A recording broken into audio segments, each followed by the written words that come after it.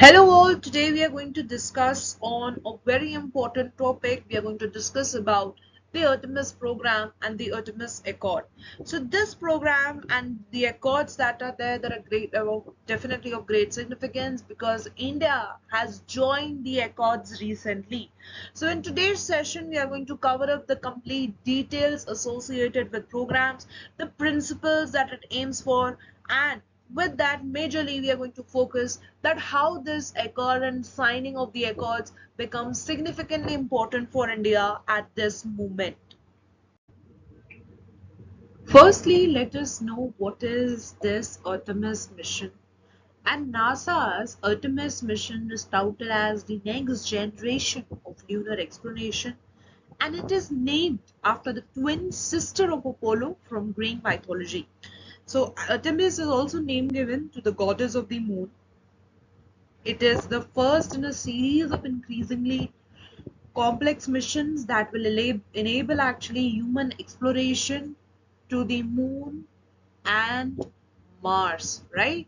So with the Artemis program, NASA is aiming to land humans on the moon by 2024, and it is also planning to land the first women and the first person of color on the moon. So what NASA is going to do is it is going to establish an Artemis base camp on the surface and a gateway in lunar orbit to aid the exploration by robots as well as astronauts.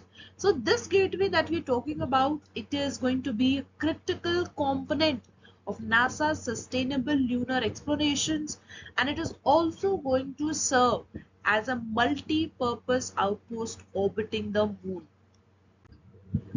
So in this program, there are many other space agencies that are getting involved over here in this Artemis program, such as we have the Canadian Space Agency. This agency, Canada's space agency, is committed to providing an advanced robotics for the gateway. On the other hand, European Space Agency will provide the International Habitat and E-Spirit module, which will deliver additional communication capabilities among the other things. Then we also have Japan's Aerospace Exploration Agency, which is planning to contribute habitation, components, and logistics supply.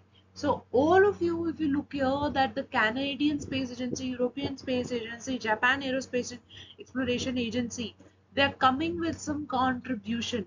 So it is definitely going to be a very big mission uniting the space agencies of various countries around the globe.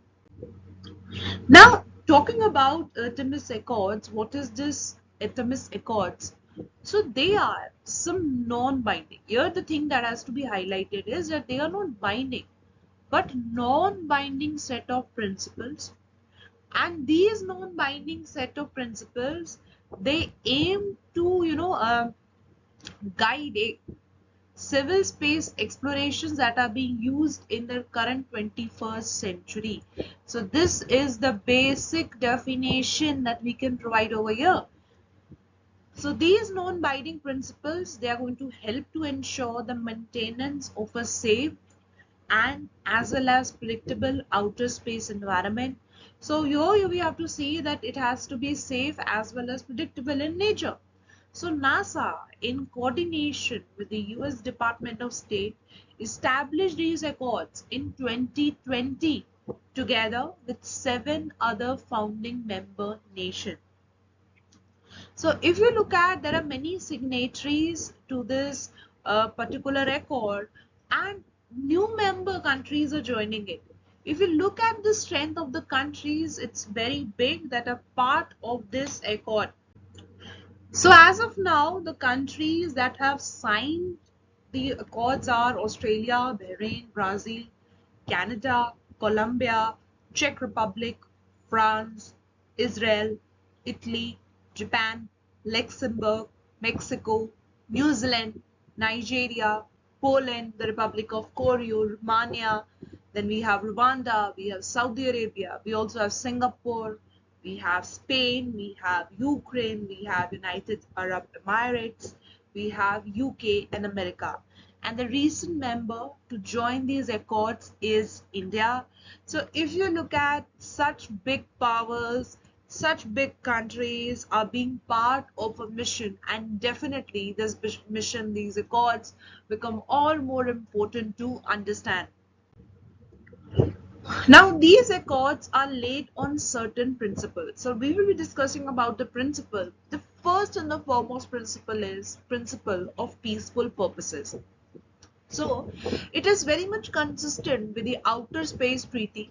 The Artemis Accords, they affirm that cooperative activities should be exclusive for peaceful purposes only, and whatever the purpose is, it should not forget the international laws that are there. So maintaining the international laws, maintaining peace and stability becomes all more important part of it. Secondly, transparency. So Artemis Accord signatories are committed to the broad dissemination of information regarding their respective national space policies and space exploration plans in accordance with their national rules and regulations.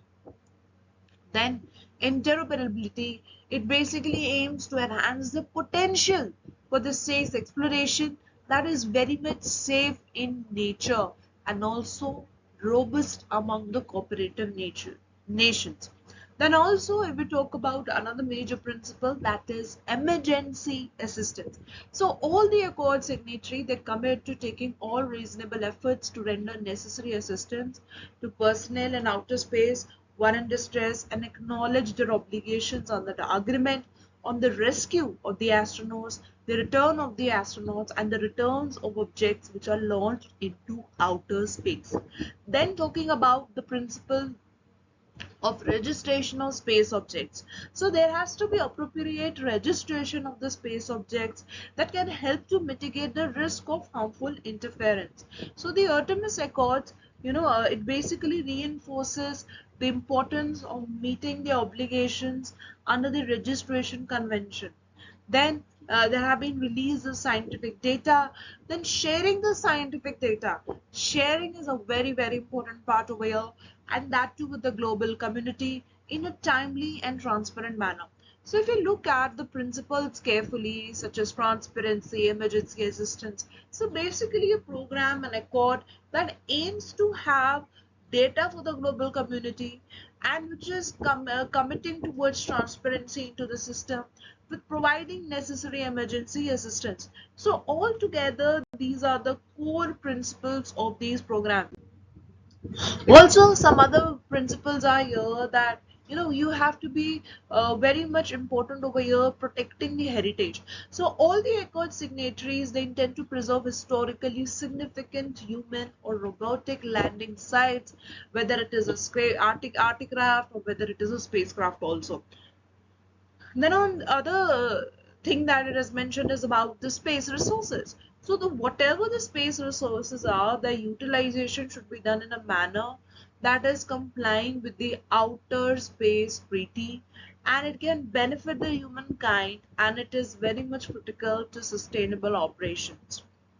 Then on deconfliction of activities, so all the signatories, they need to provide notification of their activities, like regarding the location, then the general operation, nature of the operations, and coordinating with any relevant actor, so that anything that is very much harmful interference can be avoided in timely manner. So the areas that are covered by the notification and coordination will be referred as the safety zone. They will be referred as the safety zone over here. Then if we talk about orbital debris and spacecraft disposal, which is actually a very big issue. So all they are planning to mitigate for orbital debris as well as disposing safely of spacecraft, and it is critical to maintaining a very much safe environment in space, and there can be operating in space in a sustainable manner. So space is a place and where, since where there are a lot of missions have been going on in space, so orbital debris and the spacecraft disposal definitely becomes an issue over here. So here it also aims to plan that how we have to dispose of the things in safely and time bound manner. So NASA's this program that it started with, the Artemis program, with the aim to land humans on the moon by 2024. So it is a very big mission, right? And the way it is coming up, it will be a very big scientific development. And this mission, where NASA is aiming to contribute to scientific discovery, and with that it's aiming for some economic benefits and inspiring a new generation of explorers, is seen to be the one of the kind program. Now India, talking about India joining the Accord, India is actually now the 27th country, yes, the number is 27th country to sign the Artemis Accords, which establish a practical set of principles basically to guide space exploration cooperation among nations who are participating in NASA's Artemis program. Okay, so what India's decision, and recently as Prime Minister has been visiting the US, he's on a state visit. So India has decided to join the Artemis Accords, which brings like-minded countries together on the civil space exploration, and NASA and ISRO, both of them have agreed for a joint mission to the International Space Station in 2024. So this is going to be a very big mission over here. So in the past, we have seen the countries joined on various events, but now the countries are coming and joining hands on space explorations, scientific purposes, can take India's relationship with America way forward, right?